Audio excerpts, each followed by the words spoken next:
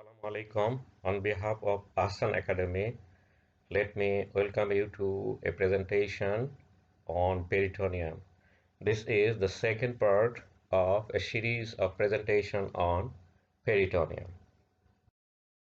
In this second part, I'll discuss the peritoneal distribution in the upper abdomen, the formation of various folds in that region, and formation of various spaces in that upper part of the abdomen.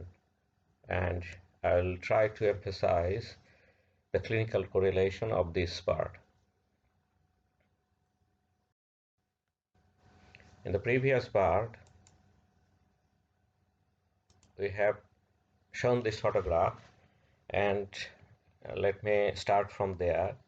This is the developing fetus, the embryo. If you get a section at this upper abdomen level, at the level of the liver, we can see this is the developmental process, and if it continue to develop, then we can see this is the stomach position, and the stomach is connected to the posterior wall by the posterior fold of the peritoneum, that is the dorsal fold of the peritoneum, and this one is the ventral fold present in this region, and it is extends up to the umbilicus level. Below that level, the ventral fold absent.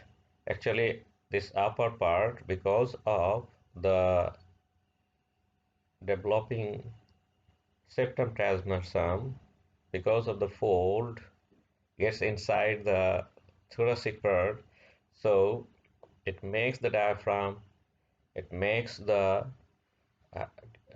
ventral fold of the stomach, and within that the liver develops. So this is because of the septum transversum tissue. The stomach is having ventral mesentery. But if you take section below the umbilicus, you'll find that there is no ventral fold. This is the dorsal fold that connects. So in the third part, we will inshallah discuss the peritoneum of this mid part of the abdomen. With the development, this is the left cavity, and that is the right cavity. During the development, this stomach rotates. So this root remains in nearby position, that is this posterior wall and ventral wall, but mid part, because of the rotation of the stomach, the change of shape of the stomach, this rotates like this. So with the development, this looks like is the diagrammatic schematic. Liver moves to occupy all this region because it is a very large organ. Stomach rotates, so the mesentery gets a different loop because of the development, and this left cavity dominates. Left cavity occupies the ventral part, means anterior part of the stomach. Also, it extends to the side. So it actually occupies the portal ventral area, whereas the right cavity is trapped behind the posterior part of the stomach. You see, this is the median section, and liver is there. This is the ventral mesentery connecting the liver with the abdominal wall, and this is the ventral part of the ventral mesentery connecting this as a peritoneal fold that connects the stomach, lesser curvature with the liver. This dorsal peritoneal fold that is connect the stomach to the posterior wall, where the spleen develops. So this is divided into two parts between stomach and spleen, spleen to posterior wall. Here, stomach to liver and liver to anterior wall. This is the stomach. You can see this is the spleen, and this is the developing liver. So this one, the cavity, the left one occupies total anterior part, and this part continue in the lower part. So lower part having single cavity, so this anterior cavity is continuous with the lower one, and this is known as greater sac. So the trap part behind the stomach is lesser sac, and you can see the peritoneum that covers the viscera by a single layer, but the fold at this margin, these two layers unites and the folds are formed by the two layers. So all folds are double layered, but the visceral peritoneum covering the organ having single layer of peritoneum. You can see this is the ventral fold and this one is the dorsal fold. So this cavity is greater sac, the total cavity, and the lesser sac is tapped behind this stomach, and you see this is the free margin of this lesser fold. This is the ventral fold, has a free margin running from the duodenum to the porta hepatis. So below this or posterior to this, you can say above the duodenum, below the liver is the opening that connects the lesser sac with the greater sac. So this is known as epiploid foramen. So this epiploid foramen is the connection between the lesser sac and the greater sac. This is definitely behind this free margin, above the duodenum, below the liver, and anterior to the posterior abdominal wall. At the end of this presentation, I will go detail of this foramen. Now, peritoneal folds. This is ventral fold. Already we have identified. In this, the liver develops, and this is the ventral fold. You can see this is the ventral fold in transverse section. This is the median section. So tender sections, you can see the lesser curvature to stomach, lesser curvature of the stomach to liver, and dorsal fold. This is running from this total length, and you can see this is from the stomach. It is hanging, enclosing some organs, going to the posterior wall. It's connecting all intestine to the posterior wall. So in the upper abdomen, this is the dorsal fold, and this is part of the dorsal fold from the greater curvature, proximal part of the duodenum, mid part of the stomach to the spleen, and in upper part you can see this is running to the diaphragm. So these all are part of the ventral fold and parts of the dorsal fold. So this part of the fold that connect the stomach with other organs like liver, viscous, and just connecting to the other organs, this is known as omentum. So omentums are double layered fold of peritoneum that connects the stomach to other viscera or viscous. The part which connect the lesser curvature to the liver is the lesser omentum, and the greater curvature is having attachment with another fold that is known as greater omentum. This is the greater omentum. So stomach has lesser omentum to the lesser curvature, greater omentum running from the greater curvature. Let us start with the lesser omentum. It's a double layered peritoneum fold that runs from the lesser curvature of stomach and initial part of the duodenum. So from there it is going. So this is the stomach and this is the lesser curvature, and this is part of the duodenum, the beginning part. So it is running from this place towards the liver. It is also connected to the distalmost part of the esophagus as well. So actually this is running from the lesser curvature mostly and adjacent part of the alimentary tract. You can see the lesser curvature. So it is going to the liver, particular area of the liver. We'll try to see. So you can see this is duodenum, this is esophagus. It's a cut is of the peritoneum, and this is the cut is of the peritoneum. Posterior wall is exposed. So this is the area, hilum of the liver, especially known as porta hepatis.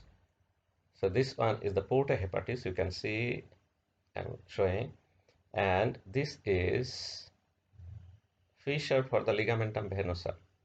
It's an hemorrhagical structure that was patent, means intact, that was known as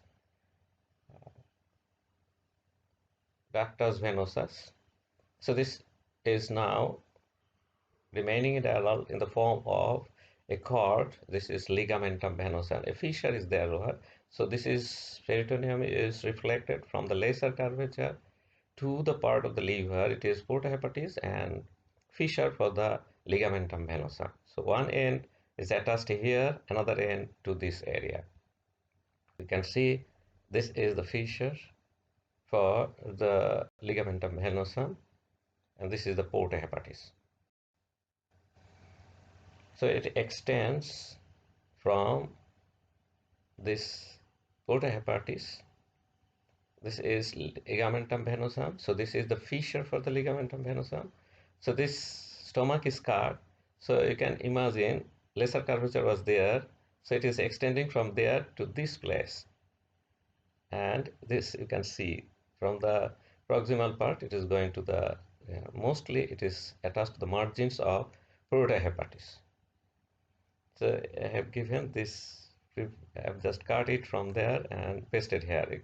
You can see this is covering this area, and I've removed that, so you can see underlying structures and you can see the portohepatis and this one also. Now peritoneum is reflected over the surface. Single layer peritoneum curves over the inferior border going to the surface of the liver, covering all. And if we trace it anteriorly, it is moving towards this fissure. And the opposite side, if you see, this is moving and both the layers are coming to this point and making double layer fold. This is known as ligamentum falciparum or falciparum ligament. There is again, it becomes double layer and attached to the anterior abdominal wall up to the umbilicus. So you can see this is the falciparum ligament.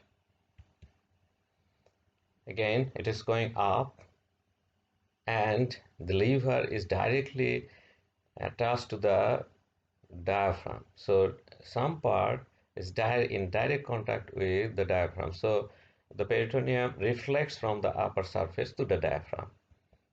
And you can see this is the reflection, and this part is directly in contact with the diaphragm. So the inferior surface of the liver is also covered by the peritoneum, but these two layers cannot come together because this part is directly in contact with the liver. So they remain separated and known as coronary ligament. Corona means the cap of the crown of the king. So it likes covering the head as the decorated cap. And two ends there are bands, a thickening. So these are known as triangular ligament. So this is right and left triangular ligament, and you can see this is the coronary ligaments. The two layer, this is upper layer of the coronary ligament, this is the lower level of the coronary, lower layer, and this is left triangular ligament. This is right triangular ligament, and this one is the left triangular ligament. And it is, this area is in direct contact with diaphragm. So this area is not having any peritoneum. So the part which is not covered by the peritoneum is known as bare area. You can see this layer passing over the gallbladder. So fossa for the gallbladder is also not covered by peritoneum. In this way, the fissures, the reflected layers are reflected. So a thin liver tissue remains bare at the margins. So these all are without peritoneum that is remaining on the surface of the liver. So these are the bare areas of liver surface. You can see the liver and peritoneum is covering all these, but this part is in direct contact with posterior wall that is formed by the diaphragm. So ventral mesentery, as the primary fate is lesser omentum. It's going from here to the liver. We have understood. So this is the esophagus. This one is the duodenum. So distal most part of the esophagus, lesser curvature of stomach, and proximal most part of the duodenum is the attachment of the lesser omentum going to the liver. So in the liver, it is attached to the protohepatis and fissure for the ligamentum vellosum. So this is the extension of lesser omentum. You can see this is the lesser omentum going to the liver. Now it is covering the liver surface, and unites again on the anterior aspects and makes the double layer fold to the anterior abdominal wall, and this is known as falciform ligament. This is the falciform ligament, and from the anterior surface going to the superior surface, but cannot cover the whole surface, and it is reflected to the diaphragm, and it is known as coronary ligament. Coronary ligament having superior layer and inferior layer. In between, this is liver is bare, directly attached to the diaphragm. It is having two coronary triangular ligaments. It's the right triangular and left.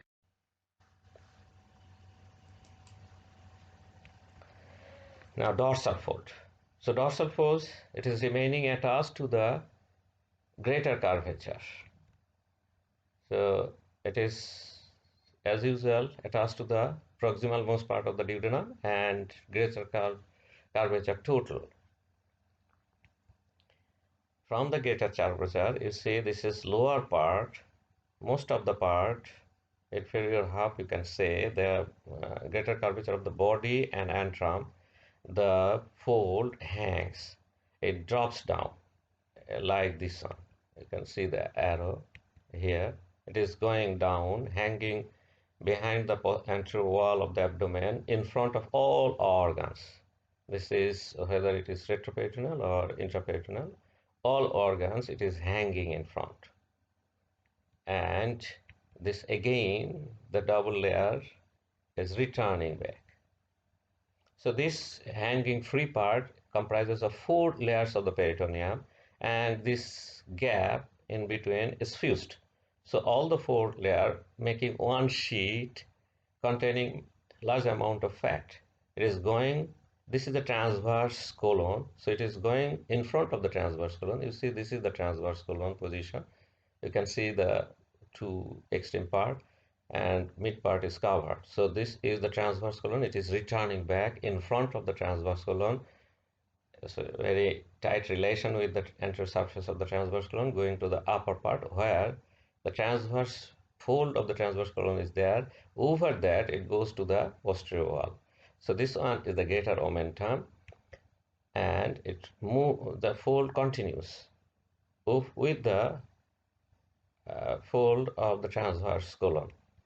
So it passes over the anterior to that and attached to the posterior wall, posterior abdominal wall.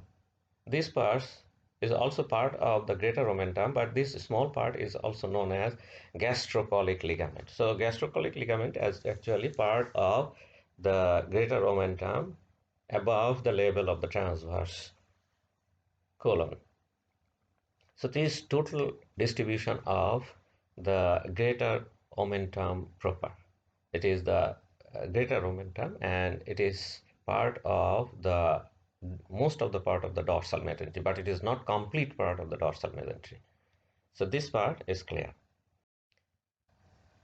Now we got greater omentum hanging from the greater curvature and a proximal part of the duodenum hanging like this one, but it is not the total part of the dorsal mesentery. You can see the part here from the greater curvature of the upper part of the body and part of the fundus.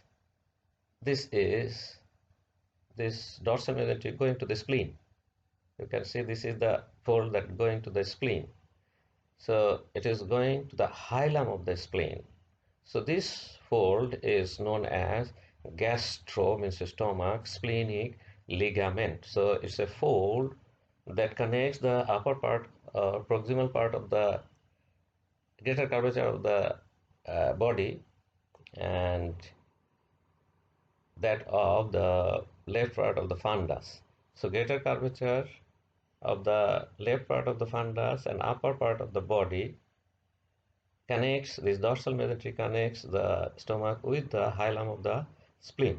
So this is known as gastrosplenic ligament. So dorsal mesentery, one part we have got the greater omentum, then we'll get the gastrosplenic ligament.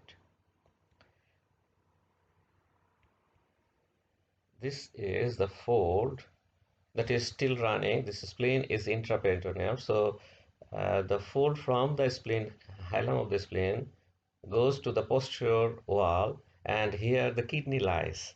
So it is the kidney that is on the left side. It is the patient head is on the other side. So it is the left side we get the kidney, right side we got the liver. So from the hilum it is going to the anterior aspects of the left kidney. So naturally you can imagine the name of this fold will be on the name of the spleen and kidney. So it is splenorenal ligament. So this part, the dorsal fold, is divided by the spleen into two, gastrosplenic ligament and splenorenal ligament.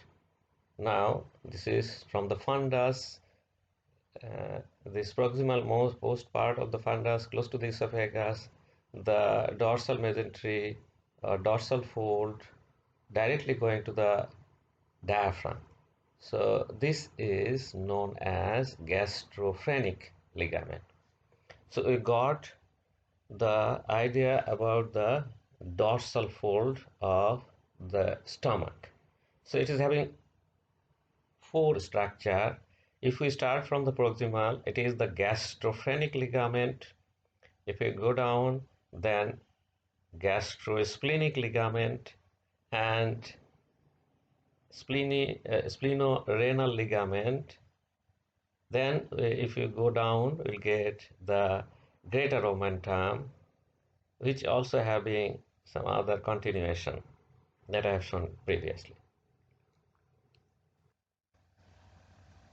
Now let us go for the study of the sac. So initially again let us go to the back. This is the left cavity, and this side it is the right cavity. With the development of the stomach, change of shape of the liver, it is rotating, keeping the attachment almost at the same position, posterior wall and anterior wall. So the cavity become larger on the left side, and the right side the cavity is trapped behind the stomach. So this is now the greater part of the sac. So it is greater omentum in front of the stomach, and that also covers the spleen and the liver anteriorly, and behind this the small part is trapped. This is known as lesser sac. So we can understand the development of these two sacs, and the greater sac, how it become greater one and anterior to the stomach. Actually this was left. This you can see, this is the greater. So this most of the part is the greater sac and continues below the single one, and a small opening is there, connection is there behind the free margin of this lesser omentum, above the duodenum, below the liver, anterior to the posterior wall. So this is epiploid foramen that connects these two sacs. So sacs near we got, one is the lesser sac that is smaller and lie behind the stomach, a greater sac that is mostly covering the anterior part and continuous with the major sac in the lower part of the abdomen, and an opening that lies behind the free margin, in front of the posterior wall, below the liver, above the duodenum, is the epiploid foramen. If you take section here, duodenum is below. You can see duodenum is going below, and from the duodenum the fold is coming, and fold is cut off here. Stomach is cut here. Pancreas you can see behind. Spleen you can see a fold is going to the spleen. From the spleen one fold is going to the kidney. This is the lesser omentum. So this one is the lesser omentum. So spleen is there, and you can see the lesser omentum, a cart margin. This is the free border containing some structure in it. So behind this, anterior to the posterior wall, above the duodenum, below the liver, is the epiploic foramen. That is the connection. So this is the lesser sac lying behind, actually trapped behind, in front of the organs on the posterior wall on which the stomach lies. So these organs are together known as stomach bed, which is separated by this bursa-like slit gap. This is the lesser sac. So lesser sac is pillow-like that separates the stomach from the underlying structures, together forming the stomach bed. So rest of the part is greater sac. Greater sac inferiorly continuous with the single cavity present in the peritoneum. So this is the connection between the two sac, and it is epiploic foramen. So let us summarize everything. So this is the ventral fold and dorsal fold. You can see the ventral fold has several parts. Lesser omentum. This is the falciform ligament, and this is the coronal ligament on either side, the triangular ligaments. This is coronary ligament. So these are the derivatives of ventral folds. Dorsal folds, you can see posteriorly the stomach. This is the greater omentum. So let us start from above. This is the gastrophrenic ligament. After that, gastrosplenic ligament, which is connected to the posteriorly by another ligament that's coming later. This is the greater omentum, and that ligament is splenorenal ligament. Let us summarize the sac portion.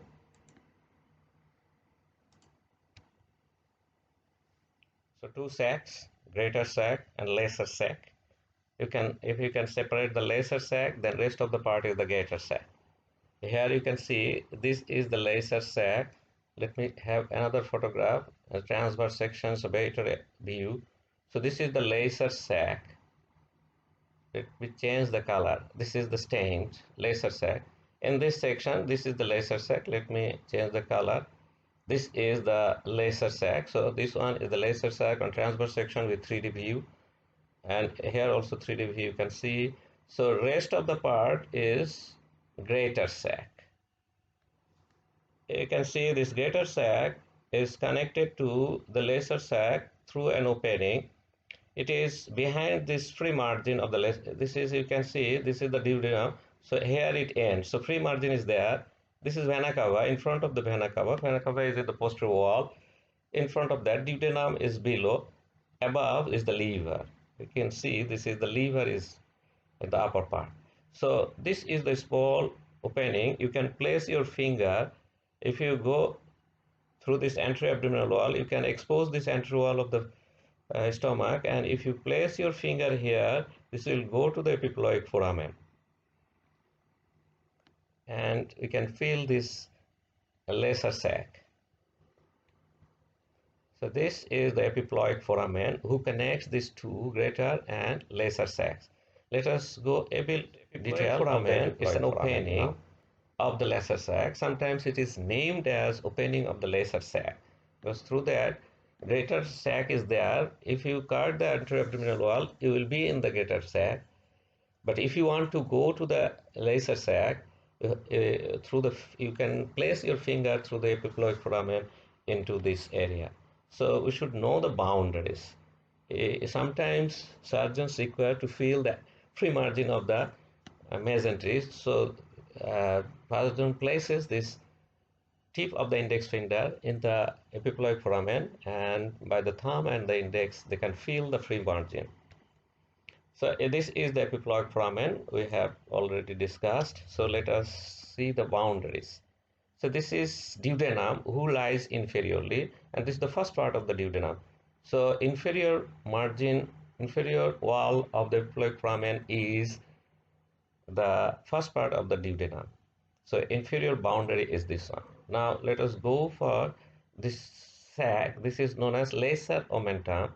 So lesser omentum, one is attached to the stomach, lesser curvature, other end is free. This is actually making the anterior bore. You can see this is the anterior limit of the epiploic foramen. So anterior wall has some structure. So anteriorly it is the free border of lesser omentum. Yellow means lesser omentum and its content. So what are the contents? This is the small bile duct, then hepatic artery, and this large one is the portal vein. So all these three structure remains close to the margin. Now go for the posterior wall. It is the vena cava who makes the posterior wall anteriorly covered by the peritoneum, and the roof, the top margin superiorly, it is the liver. So which part of the liver? It is the caudate lobe. Which part of the caudate lobe? A small process is there. This is known as caudate process. So caudate process actually lie in the roof. You can see the left figure, the arrow is indicating the epiploic foramen. Here you can see this is the arrow indicating it's running behind the free edge of the lesser omentum, and the arrow is head is in the lesser sac. So surgeons here you can see placing the left index finger behind this into the epiploic foramen and can easily hold the free margin of the lesser omentum to feel the bile duct. There is the other blood vessels are there. Bile duct is an important surgically important structure which can be palpated here easily. Thank you very much for remaining with this presentation.